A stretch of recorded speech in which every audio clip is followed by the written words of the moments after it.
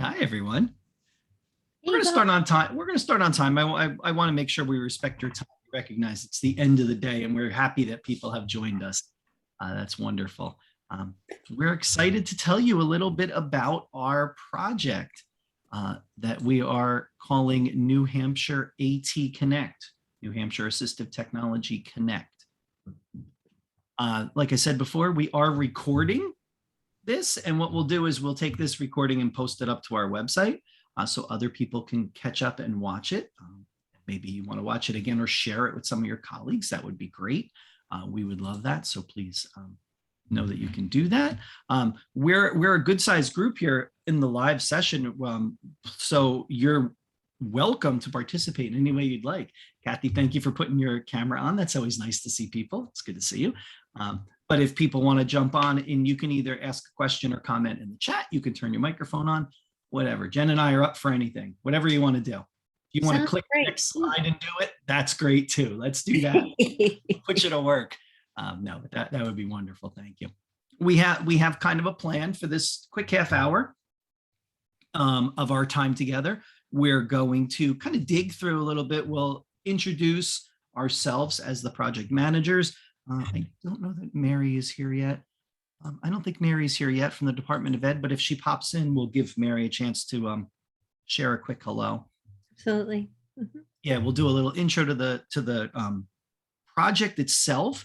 And then more importantly for our time together is really about the components of the training piece of the project, which is what we're hoping that you or your team will sign up for. We'll leave some time for questions, and then I'm going with the assumption we're just going to sign all your teams up before you leave. So that would be great. So what happens? So we'll dive into it. We'll give you up. Jeez, wait, I hit the wrong button. Sorry.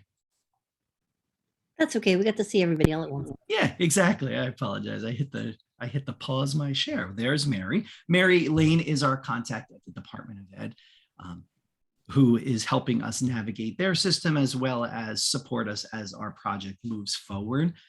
And like I said, hopefully Mary will pop in and we'll get her a chance to say hello.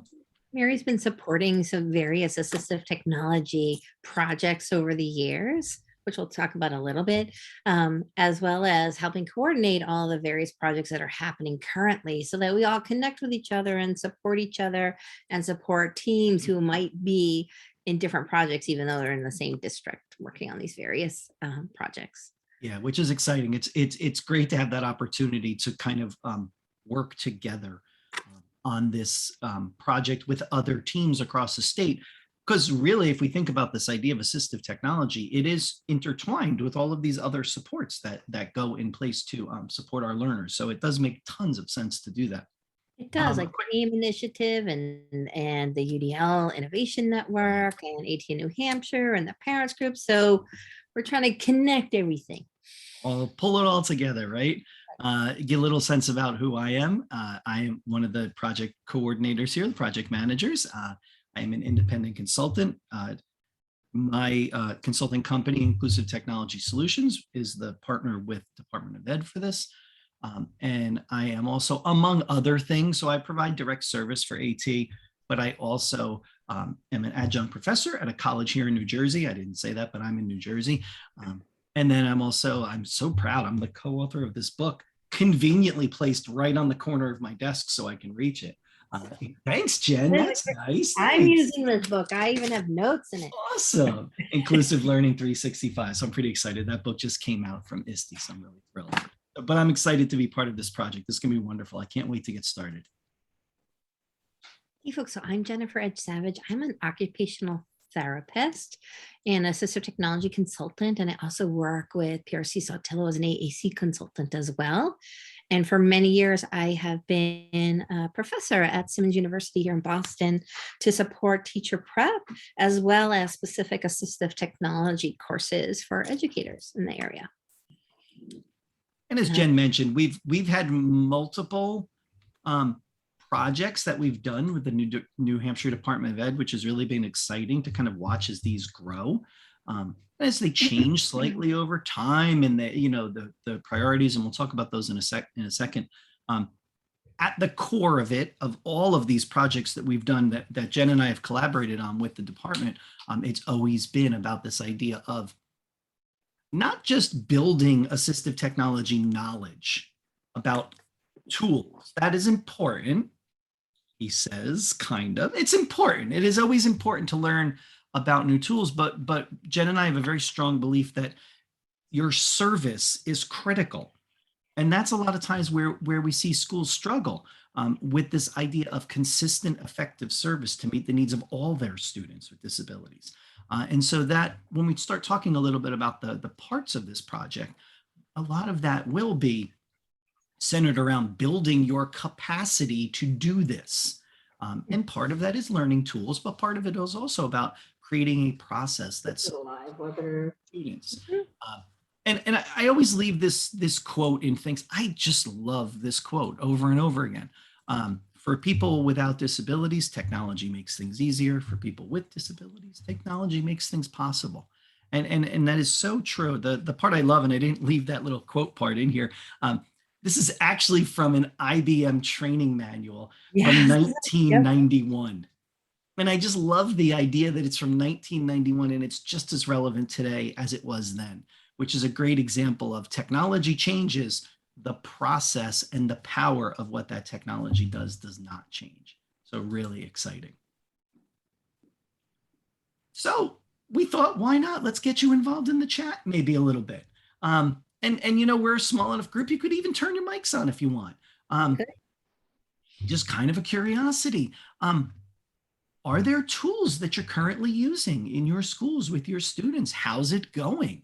And then if we think about that service piece, what types of services are you providing? Or we gave you the little bonus there. What do you wish you were providing directly in your school?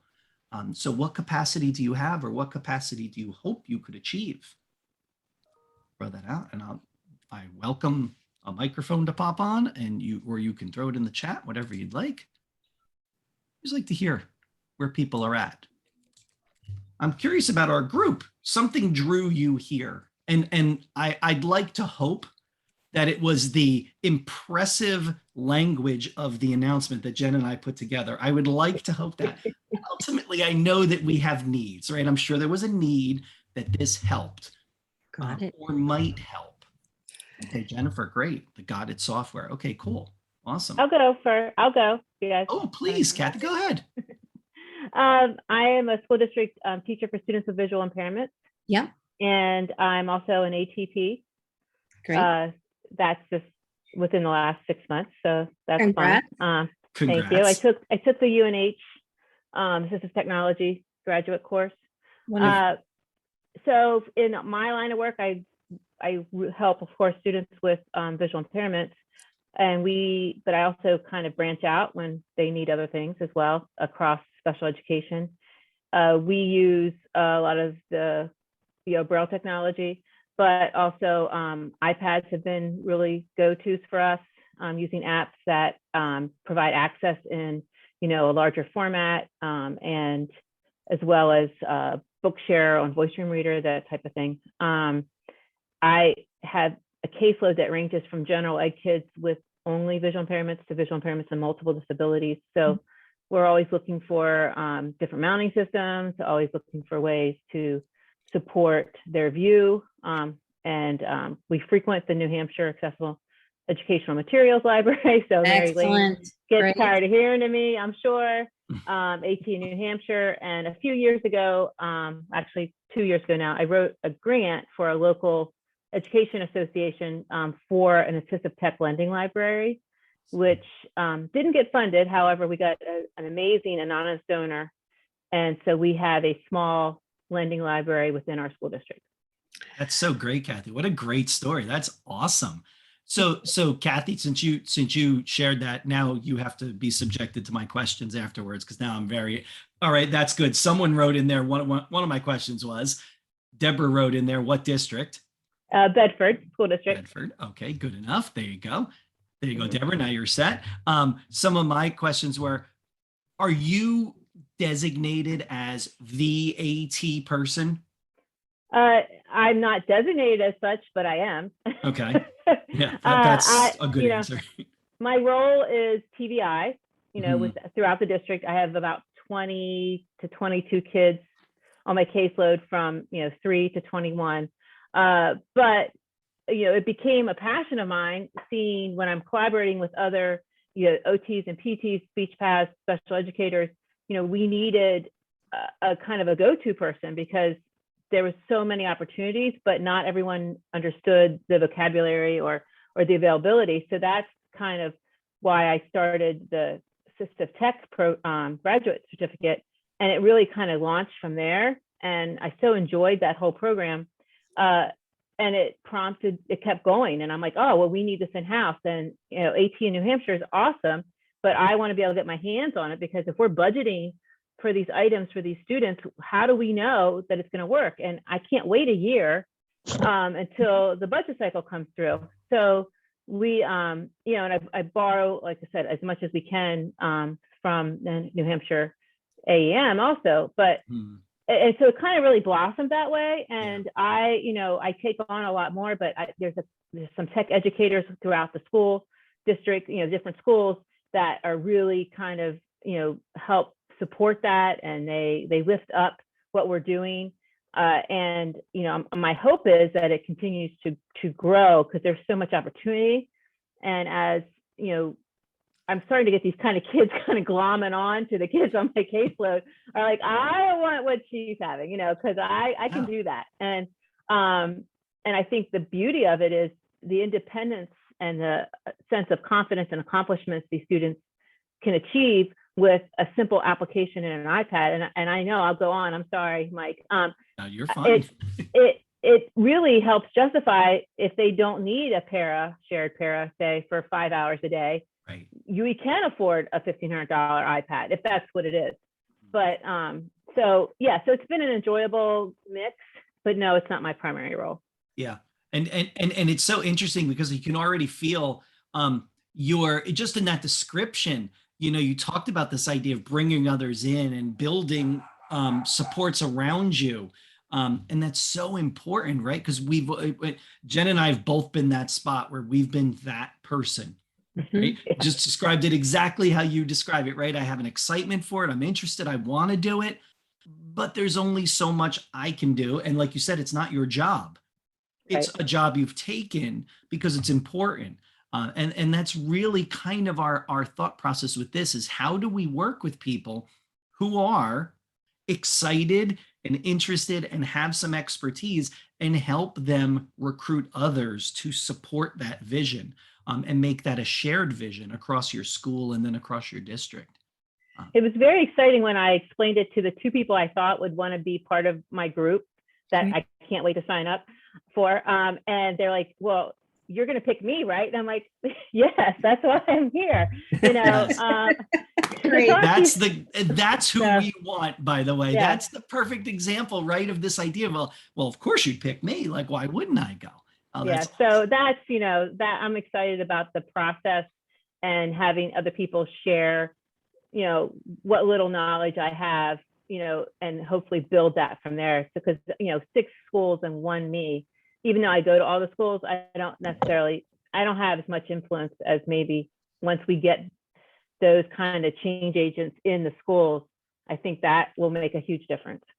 Yeah, I think it will too, for sure, Kathy. That's exciting. You're in an exciting spot right there. I can't wait to go to school every day. Yeah, So, I'm pumped for you. I'm excited. But I really so this will be fun. Good. Excellent. We're so excited for you. Like, we're really excited. We love this field, and this field is always changing, and there's always more to learn.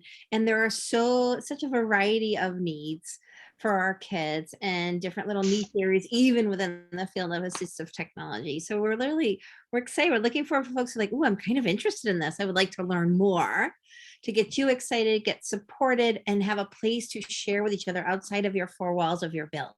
Yeah, for sure. There's so much need to reach out and find your people in the state and help build like this community for sharing. So that's exciting.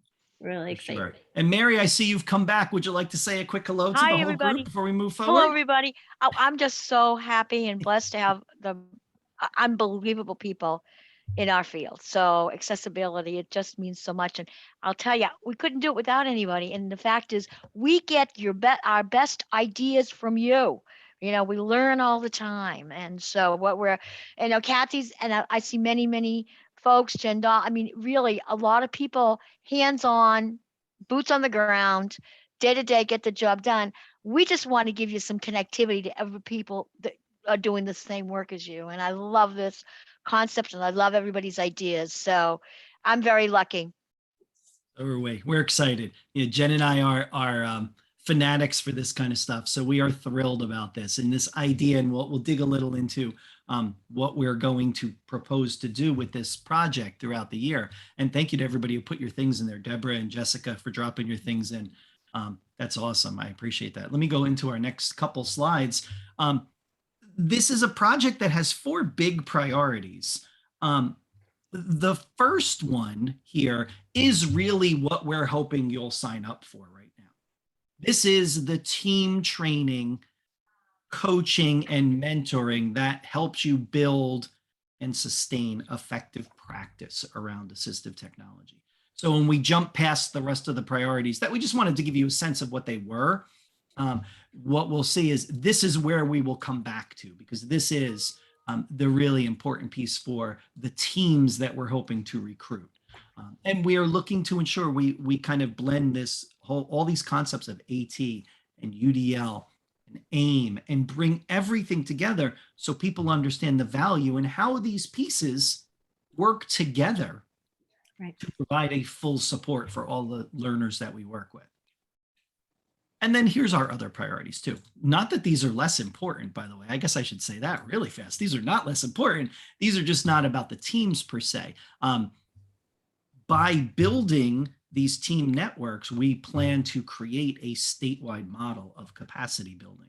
And that will be done through the regional teams that will connect to a larger cohort of statewide group. And be connecting to previous cohorts from various districts around the state who have been doing this work for a number of years as well. So true.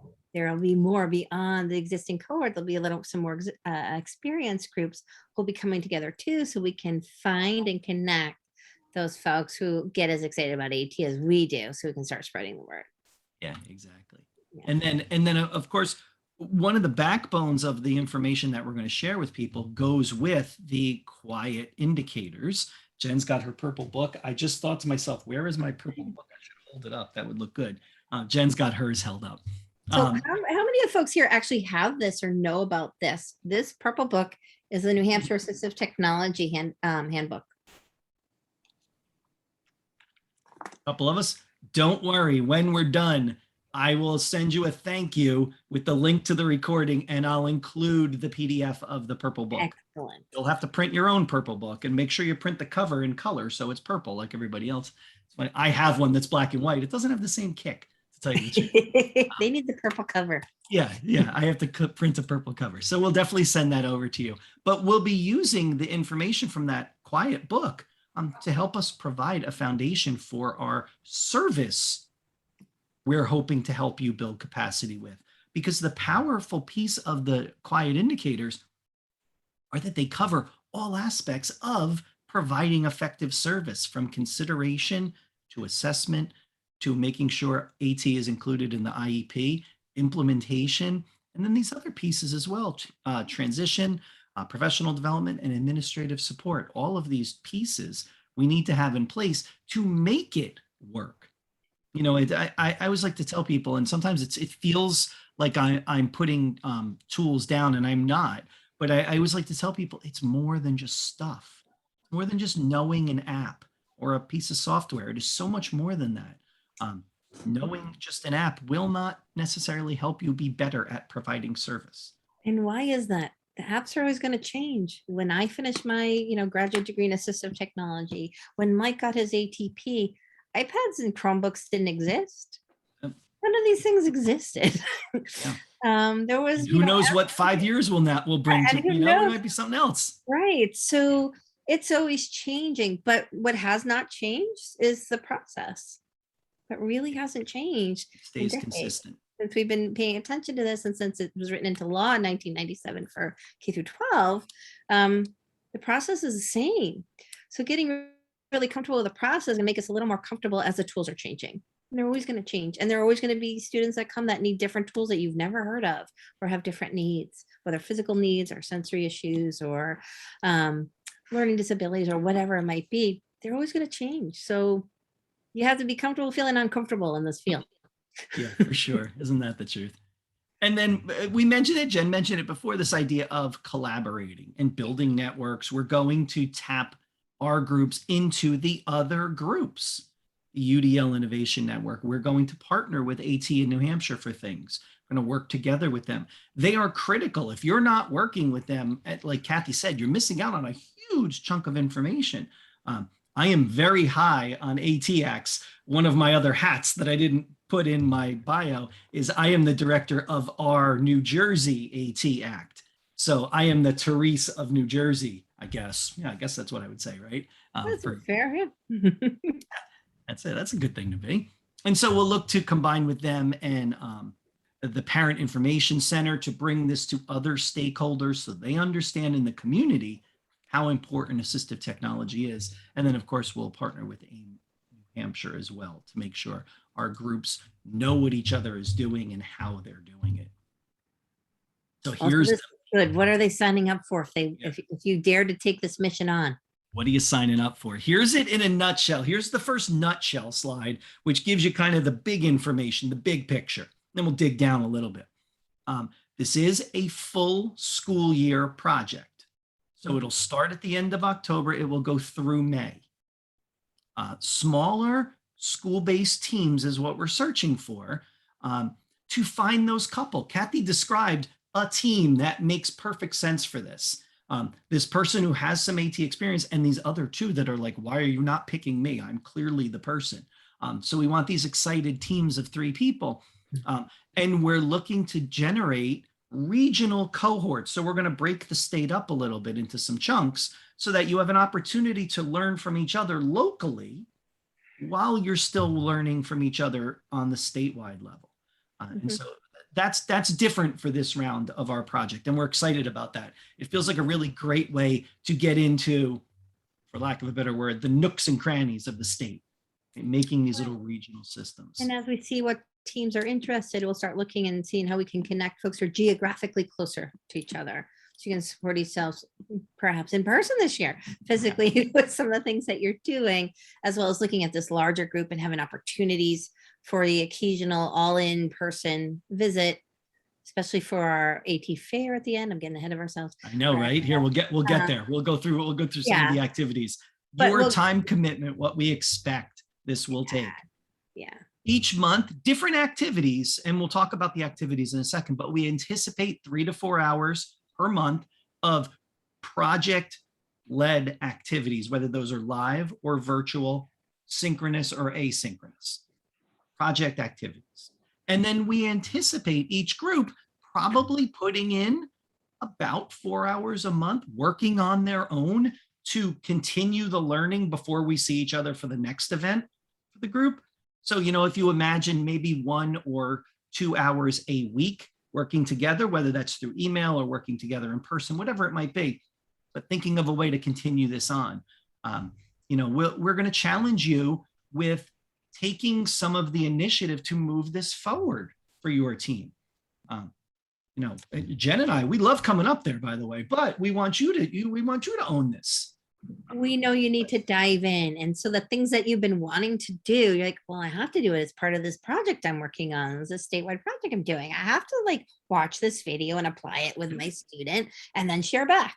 So the hope is they're very practical activities to get you deeper into diving into using tools, to going through process, to supporting your kids and connecting with your district to spread the word and get more on board and get excited for what you're doing. Exactly. So here's how we broke things up. So we started working and we kept the picture in there because it just makes me laugh. Mary found this picture of the regions. I love it because it's drawn on and there's just, it's perfect. So we started there. Then we realized it didn't quite line up. So we went to more of a county based for the different regions. That's how we ended up with the picture in the middle that gave us the list on the right-hand side, which was more about the counties. that is really kind of a rough idea for us. I'd hate to say we're not going to say you can't go to this other one if it makes geographical sense. I'm pretty sure we're going to let you do that. And if I could just put in the New Please. Hampshire way, my colleagues know this is one of many different types of regions. So Health and Human Services, Kathy, advocacy, people checking, and education. Everybody looks at regions differently depending on what agencies they're from. So it is kind of like a, just try your best to try to cover the state. But Yeah, it gave us a loose structure, which I think was really good. That was helpful, at least to give people a sense. So our hope is to recruit 7 teams from each region to have a total of 35 teams for this first contract year. We'll give you a sense of what you're going to get into. So here are some of the project activities.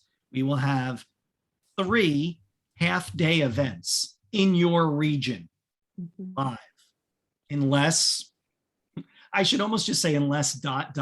We all know what I'm about to say. Unless things change and we can't be live anymore, then we'll adjust accordingly and we'll figure that out. Or I know last time with the grant, we had a snow day, which we just did that day virtual because it just snowed everywhere. And so we'll be flexible with that, but it's 3 half-day live events, 3 virtual coaching trainings with your regional teams. We're going to bring you into Twitter to connect you with the larger network of AT professionals. So we're going to have Twitter chats. And then we're going to have your hand if it scares you. I know, right? If it scares you, don't get scared yet. It's okay. Trust us now, believe us later. It's a good thing. It's okay. And then we'll do a live full day vendor resource fair.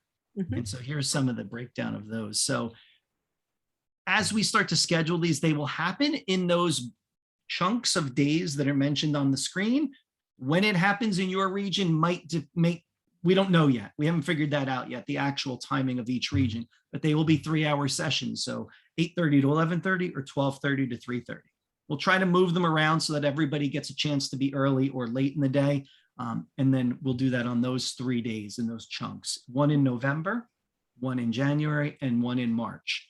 So you see, we're really pushing our luck with 2 right there in prime snow time. So let's see what happens. It makes for fun. It's fun. We'll see. We'll have virtual coaching sessions. Like we said, these will be 60-minute sessions. We will record them so your teams can review them later. This will be partly driven by Jen and I, and partly driven by you and what your teams want to talk about. Absolutely. This is an opportunity for sharing. And those will happen in some of these off months in December, at the end of January, and in April. So we're trying to layer these activities so they don't all happen in one month, but they're kind of spread out across the months. And that there's some live touch each month, whether it's big or small, there's a live touch with us each month to support you through the process as we discover this together. Ooh, and there we already have dates for our Twitter chats too. Oh yeah, these are already locked in. So the Twitter chats will happen on Wednesday nights. There'll be a 7:30 p.m. to 8 p.m. We did that very specifically because at 8 p.m. every Wednesday on Twitter, we do the AT chat, which I'm one of the hosts of. And that is people from across the country getting together to talk about AT. So we're hoping that maybe you'll just kind of drift in and participate a little bit in that. Maybe not the whole time, but a little bit. But the really, exactly, the powerful thing will be to get you connected with others. And then we'll do some webinars. We're going to do recorded self-paced modules that you'll be able to go through on your own with your team at your own pace. We'll do expert webinars where we'll bring people in from across the country on different topics. We'll let the group start to tell us what topics are of value to them because we want these to be responsive to your needs in the group. Jen and I could certainly come up with a list if we had to, but it's much nicer to hear from everybody else. What are we interested in? And then we'll look for those people. And we'll pull those people in. And we also already have, given that we've done this for a couple of years before with New Hampshire, we already have a set of recorded webinars for experts on certain topics that we can help filter for you and help based on what your team's needs are, what your individual needs are, what your student needs are. We'll help sort out and help guide you to resources that would be helpful. And one of the things for those who are newer to AT and the frameworks, essential part of our plan is one, those quiet indicators for assistive technology, but also throughout, we use the SET framework, and we'll be doing some practice and practical application of the SET framework, student, environment, task, and tools, to assess, start considering the needs of your students and start sussing out what technology choices might be helpful for your students. So we'll make sure you're really embedded in the process. And so we'll have those expert webinars. We'll also create a series of shorter, what we call tool time webinars that tend to be focused specifically on tools to help build your expertise with the actual AT devices. And then we have our vendor fair. Hopefully we can do it live and we can all come there for the day. And what we'll do is we'll bring in AT experts, national and local. We'll have vendors come in to share their information. We'll do some presentations on technology. We will have that open. That is a community event. It is open to everyone. So hopefully we'll be able to do it live. We did it live in 2019 in Concord. In 2020, not so much. We did it virtually. And that was okay too. That was interesting because it allowed us to open that up to the world basically. And it gave our teams a really nice chance to connect with others from across the country, which was great. That's kind of a wrap-up event at the end of the year. And I see we're 2 minutes longer. And I saw Jen answer Jennifer's question, which was, do team members need to be from one building? They do not. They can be across buildings. Ideally, it would be great if you were in the same district, right? Because we want to affect change in your district. But yeah, if you think that it makes sense for your team, we want people who want to be there.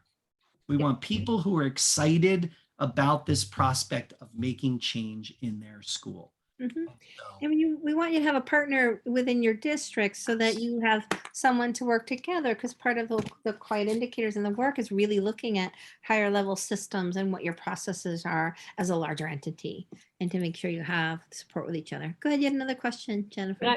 Can I follow up on that? Can you hear me? of course, yes. Yeah, we can. Yeah, so I'm Goffstown in New Boston. I'm the director of special ed. They went through this process probably 3 years ago. And so we've got 2 interested parties that want to be part of a team. I don't think I'm the person that's like, that technology savvy, but I'm hoping to build capacity within the district. And I'm just wondering if we've got 2 speech pathologists. I think there's a lot more we could do with assistive technology to benefit students. And I'm just wondering whether or not it's such a difficult time with all that's going on. Staff are really feeling overwhelmed. Yeah, and that's why, Jennifer, it's so important to find those people who feel an affinity to this, right? Because it is, no matter how many times we tell people, it's not giving you extra work. I mean, we are asking you to do things. So, I mean, who are we kidding? It's a little extra work. But is it work that it's important to you? And I think that's what really starts it. And, if you had 2 people that were really excited to do it, I think that's great. I think that's awesome. Thank you. And certainly think about you'll have 2 SLPs or someone else, an educator or an OT or another IT person that might round that out to who want to do it. The idea is getting folks who don't think this is something else to do, because something I need to know this information so I could do what I need to do already. Right. Is the hope. And maybe talk to your 2 people who you're already thinking of and see if they have a thought of someone, right? Like, hey, we're in and out of the schools, and who's really good. And then maybe they'll give you a name that maybe could round out your 3-person group there.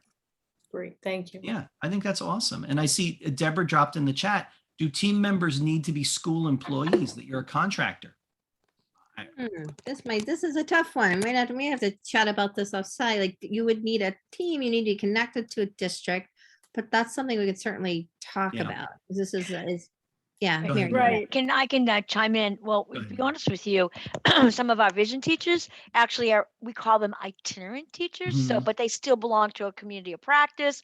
There's a long, strong connection with AIM, with those wonderful people. So, it's up to the district to make that decision, but we totally believe that makes it a richer environment. Yeah. We're really talking a lot with preschool around 0 to 3 and preschool and school age. And that's a whole different ball game of different service providers. So New Hampshire's trying to move in that kind of venue. So it's very I think, allowable, just to give Mhm. you 2 cents of the department. Yeah. Hey, that's good by me. And Deborah, if she gave her 2 cents, Mary's from the department, so that's good by Oh, me. well, Are we don't you know how that envisioning, goes. Deborah, supporting a single school district as a contractor? Is that what you mean?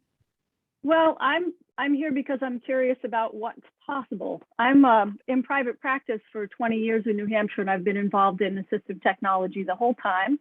Went to UNH, and I contract for right now I think 5 different districts, but I've been connected with I think about 8 different districts, mostly in the Southwest.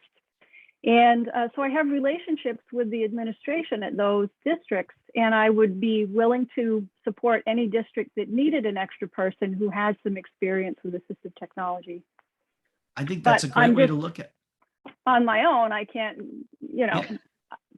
it. If there's be a perhaps one team. of those districts that you're supporting has this desire to participate and you want to join on their, I think that would be awesome to join in their group.